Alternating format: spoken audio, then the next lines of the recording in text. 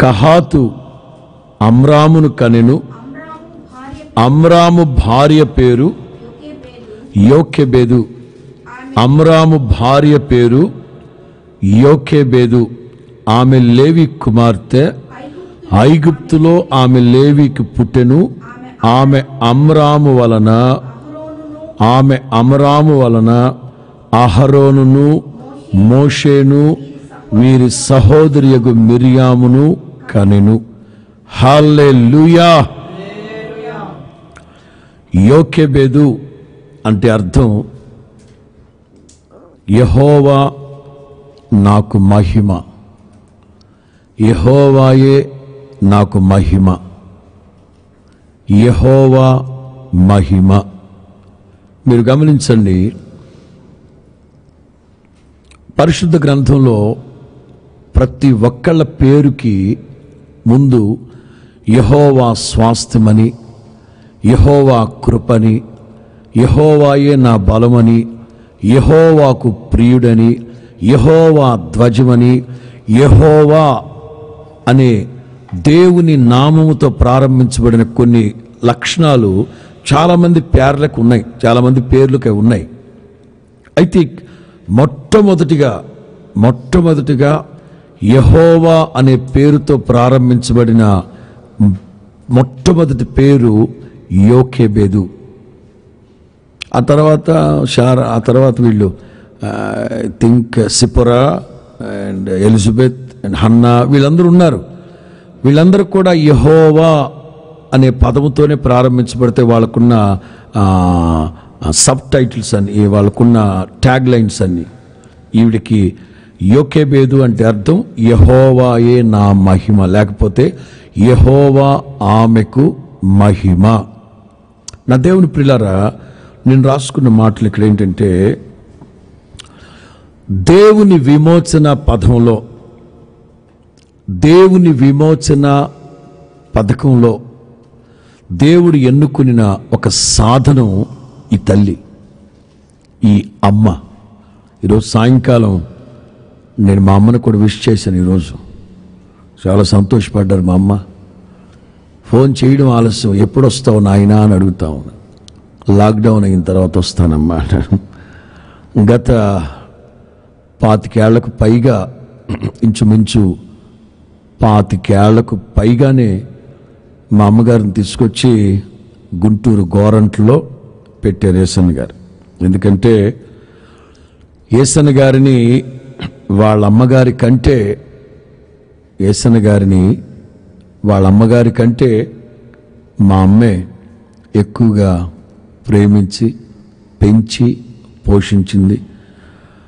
ఒక 10 సంవత్సరాలు పరిశుద్ధుల సహవాసంలో ఉండి ఆ తర్వాత బయటకు వచ్చేసి లేమలకి వెళ్ళిన తర్వాత కూడా కొన్ని సంవత్సరాల పాటు ఆ రోజుల్లో ఉన్న ప్రయాణ వసతులను బట్టి ఆయనకి ఏమీ లేని రోజుల్లో 4-5 రోజులకు సరిపడా వంటలు చేసుకొచ్చి కూర్చొని అక్కడుండి ఆయన పెట్టి ధైర్యం చెప్పి వచ్చి, అలా మీకు హొసన్నా మినిస్ట్రీస్ సిల్వర్ జూబ్లీ బుక్ ఉంటుంది ఒకటి, సెవెనరీ, దాంట్లో రాశారు ఆయన ఆ మాటలన్నీ.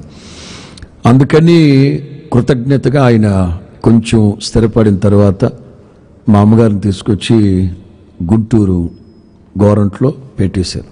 ఇప్పటికీ మా అమ్మ అక్కడే ఉంది, నా దగ్గరకు రమ్మన్నా రాదు. ఎప్పుడైనా నేను గుంటూరు వెళ్ళినప్పుడు మా అమ్మని కలిసి వందనాలు చెప్పి ప్రార్థన చేసి రావడమే. ఇందాక కూడా చెప్తా ఉంది మా అమ్మకి ఇప్పుడు 77 సంవత్సరాలు దాటే. 77 సంవత్సరాలు దాటే. ప్రభు నన్ను పరిశుద్ధపరిచి ఆయన సన్నిధికి చేర్చుకునేటట్లు ప్రార్థన చేయను ఆయన అంటుంది మా అమ్మ. సరే అమ్మ ప్రియులారా, దేవుని యొక్క విమోచన పథకంలో దేవుడు ఈమెను ఎన్నుకున్న ఒక గొప్ప సాధనం ఈ అమ్మ. ఒక కొడుకేమో ప్రధాన యాజకుడు అయ్యాడు, ఇంకొక కొడుకేమో లెజెండ్ లీడర్. మిరియామేమో గొప్ప ప్రైజ్ అండ్ వర్షిప్ జరిపించే వర్షిప్ లీడర్. నేను ఆ తర్వాత రోజుల్లో అనుకున్నాను, ఈవిడ సంగతి ఆలోచించి ఈవిడ ఇంకొంతకాలం బ్రతుకుంటే ఎంత బాగుండేదో. ఎందుకంటే ఇశ్రాయేలీయుల్ని మోషే అరణ్య యాత్రలో నడిపిస్తూ ఉన్నప్పుడు మోషే మాటకి లక్షల మంది ప్రజలు శిరసావహించున్నప్పుడు అదే సందర్భంలో అహరోను లక్షల మంది పాప పరిహారార్థం దైవ సన్నిధిలో బలులు అర్పిస్తూ ఉన్నప్పుడు ఆ తల్లి చూసుంటే ఎంత బాగుండేదో. అదేవిధంగా మిరియాము లక్షల మంది ప్రజల్ని ఆ స్తుతి ఆరాధన ద్వారా ఆధ్యాత్మిక అంతరిక్షంలోకి నడిపిస్తూ ఉన్నప్పుడు ఆ తల్లి చూసుంటే ఎంత బాగుండేదో. అయితే ఒకటి మాత్రం వాస్తవం, వాళ్ళు ఇప్పుడు మనల్ని చూడకపోయినా, అదిగో నిత్య రాజ్యములో నుంచి వాళ్ళు మనల్ని చూస్తూనే ఉన్నారు. చూడకుండా చెప్పండి. హెబ్రీ పత్రిక 12:1 ఉంటుంది. హెబ్రీ పత్రిక 12:1 ఉంది. ఇంత గొప్ప సాక్షి సమూహం మేఘం వలె మనల్ని ఆవరించి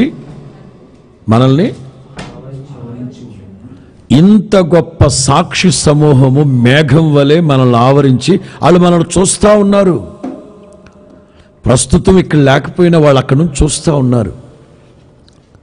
అమ్మలకి నేను హెచ్చరించి గద్దించి బుద్ధి చెప్పేంత ప్రబుద్ధిని కాకపోయినా అమ్మని ప్రేమించే వ్యక్తిగా కొన్ని విషయాలు చెప్పాలనుకున్నా అంతే. అమ్మలకి చెప్పేంత గొప్పవాడిని కాదు. ఆ సంగతి నాకు తెలుసు. ఎందుకంటే అమ్మ మంచిది. అంటే మా అమ్మని గురించి కదండి, అమ్మలందరూ మంచోళ్లే. కాకపోతే కొన్ని పరిస్థితుల ప్రభావాన్ని బట్టి భర్త మూర్ఖపు స్వభావమే కావచ్చు, అండ్ సొసైటీలో జరుగుతున్న పరిణామాలు, ఇవన్నీ ఆ పరిస్థితుల రీత్యా కాస్త పిల్లల మీద మనస్సు కాన్సన్ట్రేట్ చేయలేకపోవచ్చేమో. కానీ నేను ఈ రాత్రి భార్య క్యారెక్టర్ కాదు కానీ, స్త్రీ ఉమెన్ గురించి కాదు కానీ, అమ్మ గురించి మాత్రమే ఈ రాత్రి నేను మీకు తెలియపరచాలనుకుంటున్నాను. అమ్మలో ఉన్న గొప్పతనాన్ని ఒక 2 మాటలు చెప్తాను. నేను పశ్చిమ గోదావరి జిల్లా కొల్లేరులో సభలు పెట్టడానికి గుడివాక లంక ప్రసాద్ పాస్టర్ గారని గొప్ప దైవజనుడు ఉన్నారు అక్కడ. ఆ దైవజనుడు నన్ను సభలకి పిలిచినప్పుడు వెళితే పగలు ఒక చిన్న ఇనప రేకుతో తయారు చేయబడిన చిన్న పడవ లాంటి దాంట్లో కూర్చోబెట్టుకుని నన్ను కొల్లేరు లంకలు మొత్తం తిప్పి చూపెట్టారు. ఆయన చూపెట్టేటప్పుడు నాకు ఒక దృశ్యాన్ని, ఒక సన్నివేశాన్ని నాకు చూపెట్టారు. లోపల ఆ జమ్ములో, ఆ చెట్లల్లో ఒక పక్షి ఉందండి. దానికి ముక్కు బాగా పొడవుగా ఉంది.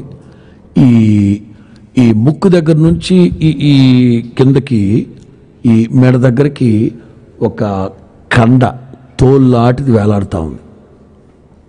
ఇక్కడి నుంచి ఇక్కడికి తోల్లాంటిది వేలాడుతుంది. ఈ తల్లిదండ్రులు ఇద్దరట పిల్లలకి మ్యాథ్ తీసుకురావడానికి వెళతాయట. సాధ్యమైనంత వరకు పిల్లలకి తృప్తిగా పెడతాయట. ఈ తల్లి మాత్రం తాను తినకపోయినా భర్తని పిల్లల్ని చక్కగా చూసుకుంటుందట. ఆ పక్షి గోడబాతో సంథింగ్ ఏదో చెప్పారు, ఆయన గుర్తులేదు నాకు. ఒకవేళ మగ పక్షి మూర్ఖంగానైనా సరే లాక్కొని తినేస్తుందట. ఈ తల్లట పిల్లలకు గనక సరిపడకపోతే మేత, పిల్లలకు గనక తృప్తి లేక ఒకవేళ అవి అరుస్తూ ఉంటే ఈ తల్లి ఏం చేస్తుందో తెలుసండి? ఈ తన ముక్కుతోనే ఈ కండ భాగం ఉంది చూడండి, దాన్ని పొడిచి పొడిచి పొడిచి పొడిచి పొడిచి రక్తమంతా కార్చి ఆ పిల్లలు తాగి తృప్తి పొందిన తర్వాత అలాగా పడిపోద్దట. అంటే తల్లి మనస్సు ఎంత మెత్తనిదో తల్లి మనస్సు. ఇంకొక విషయాన్ని కూడా నేను ఓ దైవజనుడు చెప్తుంటే విన్నాను. ఒక కొడుకు తల్లిని బాగా విసిగిస్తున్నాడట. ఇందాక నేను యూట్యూబ్లో కూడా ఒక న్యూస్లో చూశాను. ఈ మాతృ దినోత్సవం రోజున ఆస్తి కోసం కన్న కొడుకు తల్లిని చంపేసి బయటేసి ఆస్తి మొత్తం ఏలుముద్రలు వేయించుకున్నాడట. అలాంటి ఒక దుర్మార్గుడు ఉన్నదంతా లాక్కు వెళ్ళిపోయాడట అమ్మ దగ్గర. చివరికి ఓ రోజున అమ్మ నిద్రపోతూ ఉంటే నిదానంగా వచ్చి అమ్మకి తెలియకుండా మంగళసూత్రాన్ని కత్తిరించుకొని తీసుకెళ్ళిపోతున్నాడట. మంగళసూత్రం పట్టుకొని వెళ్ళిపోతుంటే మంగళసూత్రం కాదనుకుంటాను, వాళ్ళ అమ్మగారిని చంపి, ఐ థింక్ ఆ దైవజనుడు చెప్పిన మాట, వాళ్ళ అమ్మగారిని చంపి గుండెకాయ చేతులు పట్టుకొని పరిగెడతా వెళతా ఉన్నాడట. ఎక్కడో తట్టుకొని కింద పడిపోయాడట. గుండెకాయ చప్పుడు అడుగుతా ఉందంట, నాన్న నీ కాళ్ళకి ఏమైనా దెబ్బ తగిలిందా, నాన్న నీ కాళ్ళకి ఏమైనా దెబ్బ తాకిందా అని. అంటే తల్లి అంత అసలు ప్రేమ అనే 2 మాటలకి నిలువెత్తు నిదర్శనం అమ్మ. ఈ మోషే వాళ్ళ అమ్మ యోకేబేదు దేవుడు గొప్ప ప్రణాళిక వేస్తే ఆ ప్రణాళికలో ఎవరైతే బాగుంటుందని ఆలోచించిన దేవుడు ఈ యోకేబేదుని ఒక సాధనంగా పట్టుకున్నాడు. ఫస్ట్ పాయింట్ ఏంటంటే, నేను ఇక్కడ రాసుకున్న ఫస్ట్ పాయింట్ ఏంటంటే అదే దేవుని విమోచన పథకంలో ఒక సాధనం. అమ్మలో మీరు ఎప్పుడు ప్రార్థన చేయాలి, దేవా మీ ప్రణాళికలో, మీ ఉన్నతమైన ప్రణాళికల్లో నన్ను ఒక సాధనంగా వాడుకోనాయన, ఇదిగో నా బిడ్డల్ని ఒక ఉన్నతమైన బాటలో నడిపించనని ప్రతి క్షణం తల్లులు ప్రార్థన చేస్తూ ఉండాలి. రెండో మాట ఏంటంటే, విశ్వాసాన్ని బట్టి రాజు ఆజ్ఞకు భయపడక. హెబ్రీ పత్రిక 11:23. హెబ్రీ పత్రిక 11:23.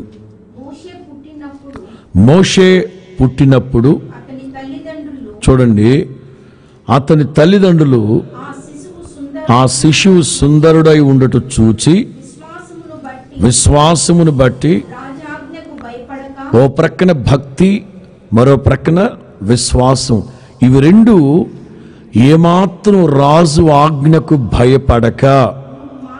చాలు చాలు చాలు చాలు రాజు ఆజ్ఞకు భయపడక.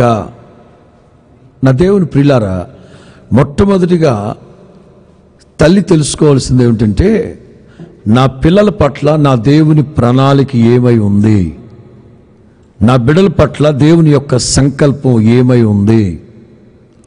ఈ విషయాలన్నీ తల్లిగా మీరు ఆలోచించి ప్రార్థన చేసి ప్రభు దగ్గర నుంచి ఒక పూర్ణమైన ఒక రిజల్ట్, ఒక దేవుని దగ్గర నుంచి ఒక ప్రత్యుత్తరాన్ని, మీరు ఉత్తరాన్ని తీసుకోవాలి.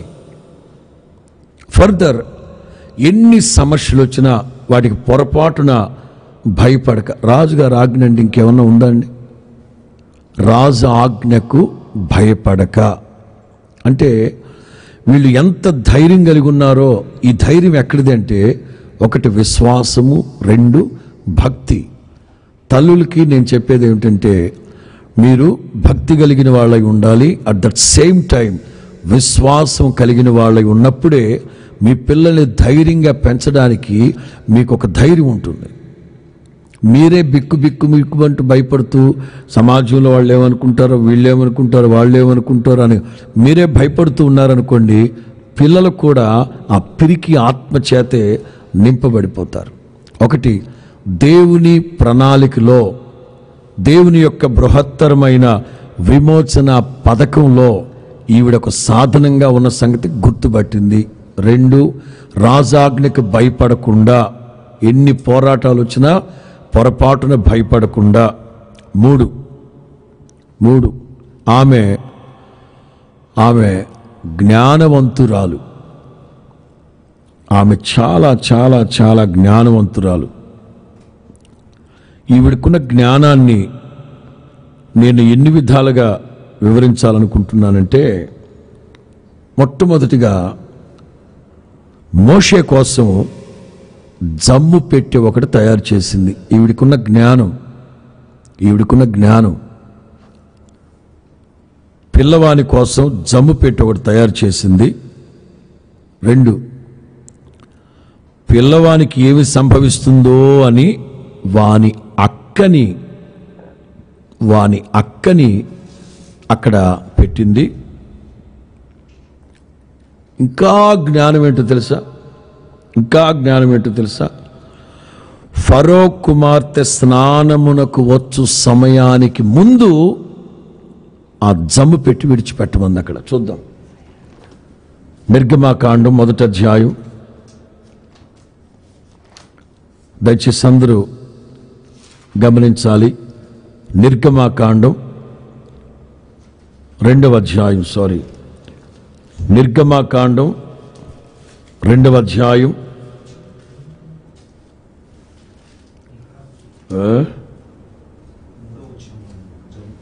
చదవండి. నిర్గమ 2:3 నుంచి. జమ్ము పెట్టి తీసుకుని ఆవిడ భర్త కాదు, ఆమె వానిని దాచలేక వాని కోసం ఒక జమ్ము పెట్టి తీసుకుని దాన్ని చిగట మన్నును కీలును పూసి అందులో పిల్లవాణిని పెట్టి ఏటి ఒడ్డులో జమ్ములో దానిని ఉంచగా వానికి ఏమి సంభవించునో తెలుసుకోవడానికి వాళ్ళ అక్కని దూరంగా. ఏమి ట్రైనింగ్ అండి వాళ్ళ అమ్మగారిది. అది కూడా చూడండి. ఫరో కుమార్తె స్నానము చేయుటకు ఏటికి వచ్చెను. ఆమె పనికెత్తలు ఏటి ఒడ్డును నడుచుచూ ఉండగా, మీరు గమనించండి, ఫరో కుమార్తె రావడానికి ఇంకొక గంట ఉన్నాయి. ముందుగానే జమ్ము పెట్టుంటే కొట్టుకుని వెళ్ళి మధ్యధర సముద్రంలో పడేవాడు మోషే. సమయోచితమైన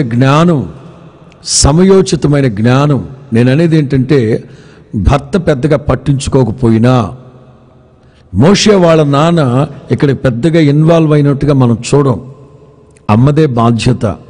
అమ్మ పిల్లల కోసం రాత్రి మగళ్ళు పరితపిస్తూ ఉంది. చిన్నపిల్లోడు ఏమైపోతాడు, వీడి కోసం వీడి అక్కని ప్రిపేర్ చేయాలి. ఒకవేళ మిరియాము నేను వెళ్ళనని మారం చేస్తుంటుంది. మిరియాముకి నచ్చ చెప్పి, అది కూడా మిరియాము బుర్ర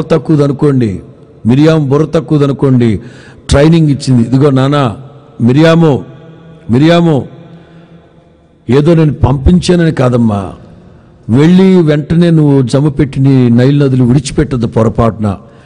ఫరో కుమార్తె ఎప్పుడైతే స్నానం చేయడానికి నీళ్లలో దిగుతూ ఉంటుందో ఆ నీటి ప్రవాహపు వాటాన్ని చూసి అప్పుడు ఈ జమ్ము పెట్టిన అక్కడ పెట్టు. ఎంత సమయోచితమైన జ్ఞానం. తల్లి 2-3 పిల్లలు ఉన్నారంటే చక్కటి జ్ఞానంగా వ్యవహరించాలి. ఈ రోజున ఒక్క కూతురుంటేనే, ఒక్క కొడుకుంటేనే, 2 పిల్లలుంటేనే వాళ్ళని క్రమశిక్షణగా పెంచడానికి నానా బాధలు పడుతున్నారు తల్లిదండ్రులు. కారణం ఏంటి? ఒకటే, మొక్కై వంగనిది మొక్కగా ఉన్నప్పుడు వంచలేకపోతే అది పెద్ద మానైన తర్వాత వంగడం అసాధ్యం. ప్రస్తుతం అప్డేటెడ్గా నేను చెప్పాలి అనుకుంటే చాలా విషయాలు చెప్పాలి. సాధ్యమైతే రేపు పిల్లల కోసం కొన్ని విషయాలు చెప్తాను. ఈ 1 వీక్లో ఒకరోజు యూత్ మీటింగ్ ఏర్పాటు చేస్తాను. ఇలాగే సాయంకాలం సాధ్యమైతే ప్రార్థన చేయండి. రేపు పిల్లలకి దేవుని కృప కలగాలంటే ఏం చేయాలి? ఒకప్పుడు పిల్లలు వేరు పాస్టర్ గారు.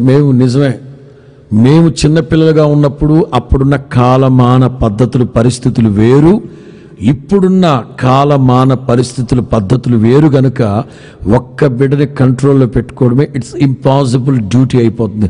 అతి కష్టమైన డ్యూటీగా మారిపోతా ఉంది తల్లిదండ్రులకి. ఎందుకంటే ఎవరి కాళ్ళే బిజీ లైఫ్లో ఉంటున్నారు కనుక వాళ్ళని కంట్రోల్లో పెట్టుకోవడం చేత కావట్లేదు. కానీ మోషే వాళ్ళమ్మ యోకేబేదు ఓ ప్రక్కన జమ్ము పెట్టి తీసుకొచ్చి, ఏమో వేరే ఏదైనా పెట్టి తెచ్చుంటే ఏమయ్యేవాడో, వేరే ఇంకేదన్నా తెచ్చిపెట్టుంటే ఏమైపోయేవాడు. దానికి మరలా నీళ్లు లోనకు రాకుండా కీలు నిజం.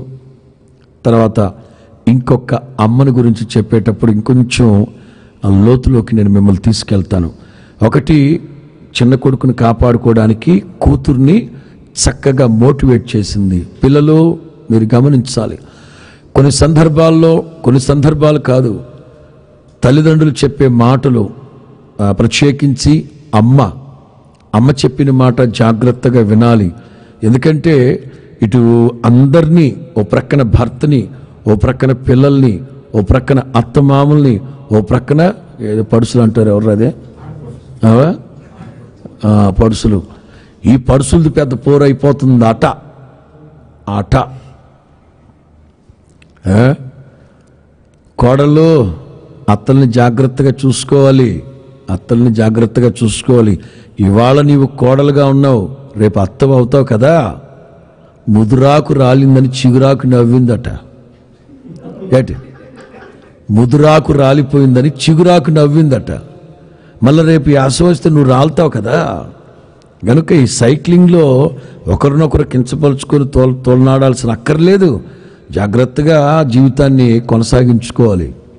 పిల్లరా, ఏంటిది? ఈమె చాలా చాలా చాలా జ్ఞానవంతురాలు. సమయోచితంగా ఫరో కుమార్తె స్నానానికి వచ్చేటప్పుడు ఈ జమ్ము పెట్టిని విడిచిపెట్టమంది. అమ్మకి సమయోచితమైన జ్ఞానం ఉండాలి.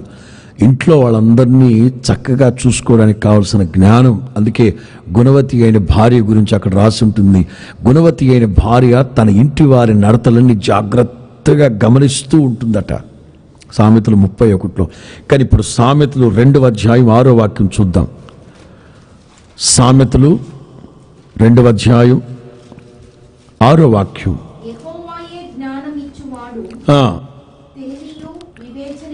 అదే నేను అనేది ఏంటంటే, ఎవరికి ఏది కావాల్సి వచ్చినా అది షాపుల్లో దొరికేది కాదు, సూపర్ మార్కెట్లో దొరికేది అంతకంటే కాదు. యెహోవాయే జ్ఞానమిచ్చువాడు, తెలివియు వివేచనయు ఆయన నోట నుండే వస్తుంది. నా దేవుని ప్రియులారా, మీరు ఈ విషయాలు గమనించాలి. ఎంత జ్ఞానంగా వ్యవహరిస్తూ ఉందో ఈవిడ, ఎంత జ్ఞానంగా వ్యవహరిస్తూ ఉందో. ఇది అయిన తర్వాత చెప్పాను కదా, ఎంత జ్ఞానవంతురాలంటే పిల్లవాని కొరకు జమ్ము పెట్టి తెచ్చింది, దానికి కీలు పూసింది. వాడికి ఏం సంభవిస్తుందో చూడడానికి వాళ్ళ అక్కని దూరంగా వెంబడించమంది. ఫరో కుమార్తె స్నానానికి వచ్చేట ఇవన్నీ చాలా జ్ఞానయుక్తంగా కుటుంబాన్ని మలుచుకుంటూ వచ్చింది. సరే, ఆ తర్వాత సంగతులు నేను మీకు చెప్తాను. 4వది ఏంటంటే, ఆమె ధైర్య సాహసాలు కలిగింది. ఈమె ధైర్యము సాహసము కలిగింది. కారణం ఏంటంటే, నైలు నదిలో భయంకరమైన మొసళ్ళు ఉంటాయి. ఒకటి, మొసళ్ళ చేతిలో పడకుండా, ఫరో చేతిలో పడకుండా. ఈ కాన్సెప్ట్ మీరు గుర్తుపెట్టుకోండి. సెకండ్ పాయింట్లో ఇంకొక అమ్మని గురించి మాట్లాడేటప్పుడు నేను ఇంకొక 2 పాయింట్లు చెప్తాను. ఒకటి, బిడ్డ మొసళ్ళ చేతిలో పడకుండా, ఫరో చేతిలో పడకుండా ఎలాగైనా సరే నా బిడ్డ కాపాడబడాలి. నా బిడ్డ కాపాడబడడానికి కుమార్తె ఎలా జ్ఞానంగా నడుచుకోవాలో కుమార్తెకి తెలియపరిచింది. ఒకవేళ ఆహారాన్ని వెళతానంటే, కాదు నాన్న నువ్వు కాదు, నువ్వు వెళితే కుదరదు, ఇలా వెళ్ళాలి. ఇట్లా ఒక చక్కటి బహుధైర్యం కలిగింది. ఎక్కడిది ఈ ధైర్యం అంటే, ఈవిడ మంచి ప్రార్థనా పరురాలు గనుక నా బిడ్డకి ఏమీ కాదు. ప్రతి తల్లి పిల్లల్ని ధైర్యపరచాలి. ఒకవేళ మిరియాం అడుగుంటుంది, మమ్మీ అమ్మా ఒకవేళ వాళ్ళు నన్ను చూస్తే గుర్తుపట్టేస్తారు, వద్దమ్మా. తల్లి అంది, నేను ప్రార్థన చేస్తాను, ధైర్యంగా వెళ్ళు.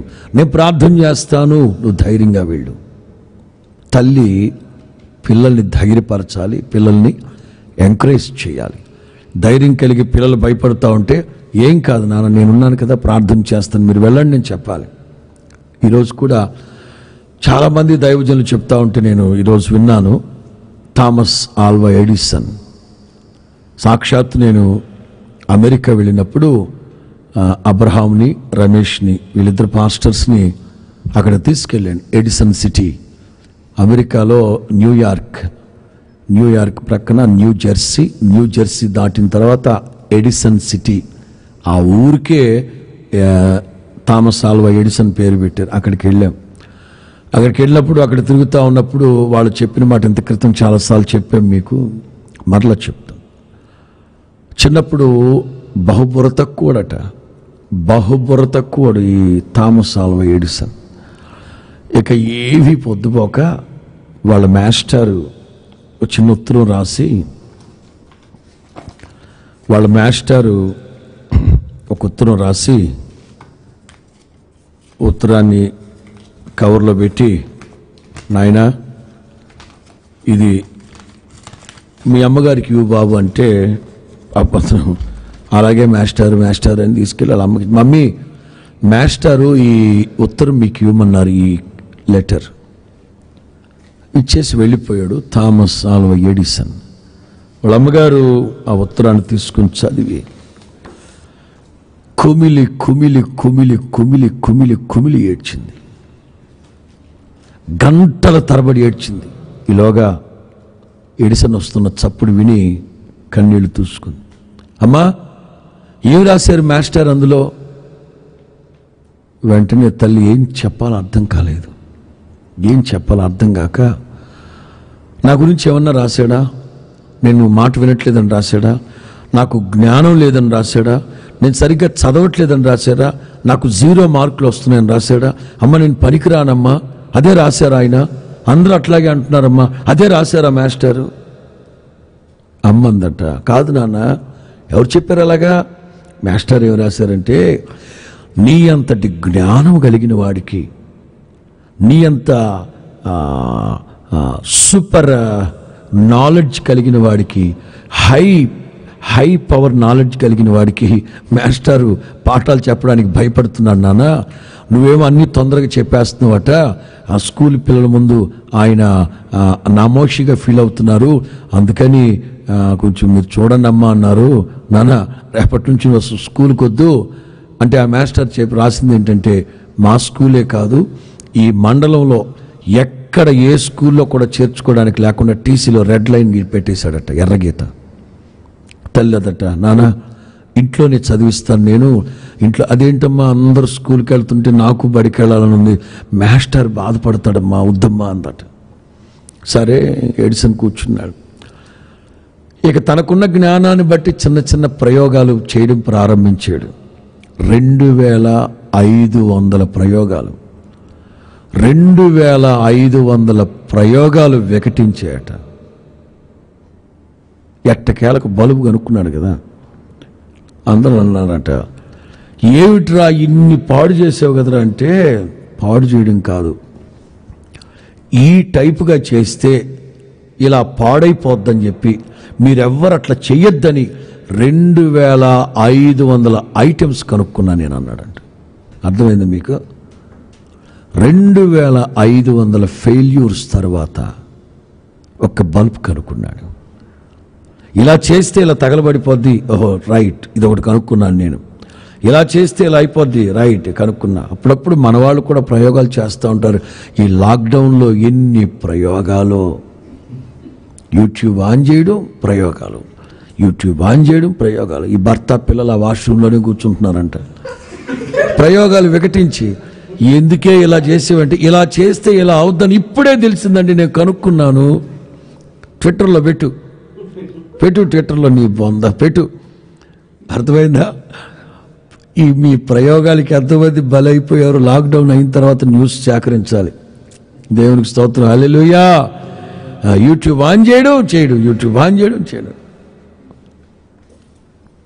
ఆ తర్వాత ఎడిసన్ వాళ్ళ అమ్మ చనిపోయారు. చనిపోయిన తర్వాత చాలా కాలానికి ఎడిసన్ కూడా పెద్దోడైపోయి, వాళ్ళ అమ్మగారు చనిపోయిన కొంతకాలానికి ఇల్లంతా శుభ్రం చేస్తూ ఉంటే ఆ ఉత్తరం బయటపడిందంట. మాస్టర్ రాసిన ఉత్తరం తీసి చదువుకొని ఎడిసన్కి గుండె బద్దలైపోయిందంట. ఏముంది ఆ ఉత్తరంలో చెప్పాను కదా, అమ్మ గుండెల్లో దాచుకుంది ఎడిసన్. అలా దాచబట్టే ఎడిసన్ అంత గొప్పడయ్యాడు. నేను అనుకున్నాను, వాస్తవంగా మోషే నత్తోడు కదా. చిన్నప్పటి నుంచి తల్లి ఒరే నత్తోడా, కొంతమంది ఉంటారు అవి ముద్దు పేర్లు అనుకుంటారు. ఒరే కర్రోడా ఏంటది? నీ రక్తాన్ని పంచి పేగు తెంచి కన్న బిడ్డ కదా. ఒరే పిల్లికలోడా ఎట్లా అంటావు? ఒరే పొట్టోడా ఎట్లా అంటావు? దీన్ని ఏమంటారంటే, నేను అప్పుడప్పుడు బైబిల్ చదివినప్పుడు చాలా బాధపడుతూ ఉంటాను. రాహేలు బెన్యామీనుని కని వీడి పేరు దుఃఖపుత్రుడు, ఏమంట పుట్టాడో గాని నా ప్రాణం తీసేడు. ఎబ్బేజు వాళ్ళమ్మ వేదన పుత్రుడు, ఏమంటా వీడు భూమి మీద పడ్డాడో నన్ను గోతిలోకి దించాడు వీడు. ఒక తల్లి అనాల్సిన మాటలేనా అవి? ఒక తల్లి అనాల్సిన మాటలేనా? నేర్చుకోవాలి కొన్ని పాఠాలు మనం. మోషే నత్తోడు, కానీ వాళ్ళమ్మ ఏ రోజు కూడా ఒరి నత్తోడ నీకోసమంటరా నేను ఇంత బాధపడింది, నీకోసమంటరా నేను ఇంత ప్రయాసపడిందని ఏ రోజు అనుకోలేదు. దేవునికి స్తోత్రం, మహిమ కలుగును గాక. చూద్దాం కొన్ని విషయాలు చూద్దాం. 4వ మాట ఏం చెప్పాను? ఆవిడ బహుధైర్యం కలిగింది. ఏంటది? నైలు నదిలో ముసళ్ళ పాలు కాకుండా, ఫరో చేతిలో పడకుండా పిల్లల్ని కాపాడింది. ఫర్దర్ ఏంటంటే, మోషేకి పాలిచ్చి పెంచేటప్పుడే తనకి ఉపదేశించింది, నీవు హెబ్రీయుడివి, నీవు దేవుని బిడ్డవి, నా దేవుని విమోచన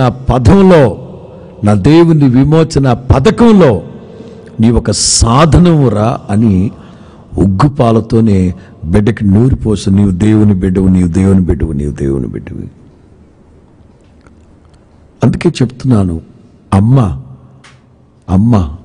గమనించండి, తల్లి గర్భంలోనే 6వ నెల దాటుతుండగా ఇక తల్లి యొక్క మాటలు, తల్లి మాట్లాడే మాటలు, తల్లి యొక్క ఆలోచనలు ఇవన్నీ బిడ్డ మీద ప్రభావితం అవుతూ ఉంటాయట.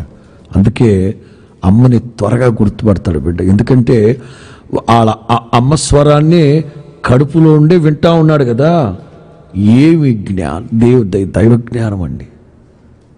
దేవుడు కూడా మీ రుణాన్ని తీర్చుకోవడానికి బిడ్డ నోట మొట్టమొదటి మీ పేరే పెడతారు, అమ్మ అనే మాట. 6వ నెల నుంచి వింటూ ఉంటాడు కదా, వాళ్ళమ్మ గొంతు, వాళ్ళమ్మ పాటలు, వాళ్ళమ్మ మాటలు, వాళ్ళమ్మ ఆటలు, వాళ్ళమ్మ అన్నీ వింటూ ఉంటాడు కదా. అందుకే కళ్ళు తెరిచి కొంచెం ఊహ తెలిసినప్పుడు అమ్మని ఇట్టే గుర్తుపడతాడు, అమ్మ స్వరాన్ని ఇట్టే గుర్తుపట్టేస్తాడు. తల్లి కూడా ఆ చిన్న బిడ్డగా ఉన్నప్పుడే ఉగ్గు పాలల్లో నుంచే మోషేకి నూరిపోస్తుంది, నీవు దేవుని బిడ్డవి అని. నేను ఇక్కడ రాసుకున్న కొన్ని మాటలు చెప్తాను. ఏంటంటే, ఆ తర్వాత ఇశ్రాయేలీలకి మోషే నాయకుడిగా మార్చబడ్డాడు. పేరు ప్రఖ్యాతులు కలిగిన పిల్లల్ని ఈవిడ కనింది. ఈవిడి ఘనత మామూలు ఘనత, పేరు ప్రఖ్యాతులు ఆవిడికి కలగలేదు. ప్రజలందరూ చూసి గర్వించేటట్లుగా ఆవిడికి ఉన్నతమైన ఖ్యాతి కలిగింది. ఇంకోటి ఏంటంటే, ఈవిడ పిల్లలకి దైవభక్తిని నేర్పించింది, చురుకుదనాన్ని నేర్పించింది, ధైర్య సాహసాలను నేర్పించింది.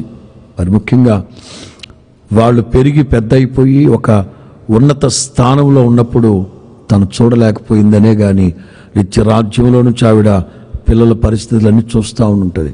కనుక నా దేవుని సన్నిధిలో ఉన్న అమ్మలు, మీరు కూడా ఇప్పటికైనా మించిపోయింది ఏమీ లేదు. ఒకవేళ మీ పిల్లలు తిరుగుబోతులు